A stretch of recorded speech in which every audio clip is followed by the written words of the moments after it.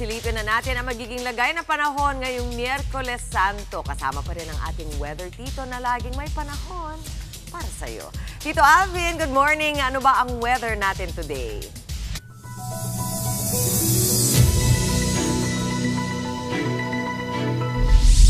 Good morning, Mami Chiki, at good morning mga kapatid. Ako, Mami Chiki, mas titindi pa ang init ng ating panahon. Dahil nga nabanggit natin kahapon, unti-unti pang umaatras itong ating frontal system. Hindi na po yan umaabot sa ating bansa.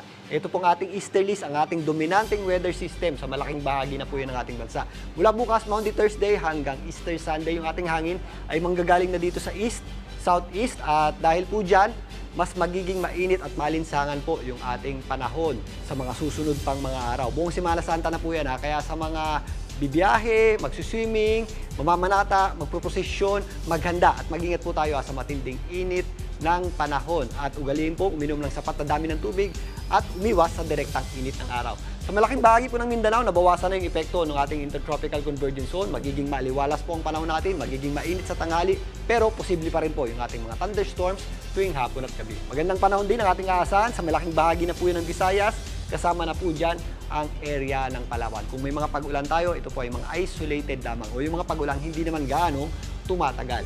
Mainit at malinsangang panahon pa rin ang ating aasahan sa malaking bahagi na po yan ng Luzon. Kasama na po dyan ang mga pantalan dito sa area ng Batangas, Mindoro, maging dyan sa Matnog, kasama na po dyan ang Olongapo. Dito naman sa Metro Manila, sa mga bibiyahe, maghanda at mag-ingat pa rin po tayo sa matinding init ng panahon, lalong-lalo na sa tanghali. Pagsapit ng hapon, mas nagiging maulap po yung ating panahon, pero malinsangan pa rin po ang pakiramdam niyan.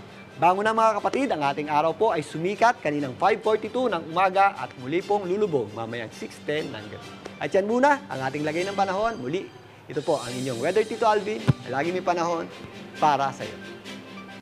Mga kapatid, Chiki Roa Puno po. Simulan ang inyong araw na puno ng impormasyong kapaki-pakinabang. Sama na sa isang makabuluhang umaga. Tumutok at mag-subscribe sa social media pages ng News 5.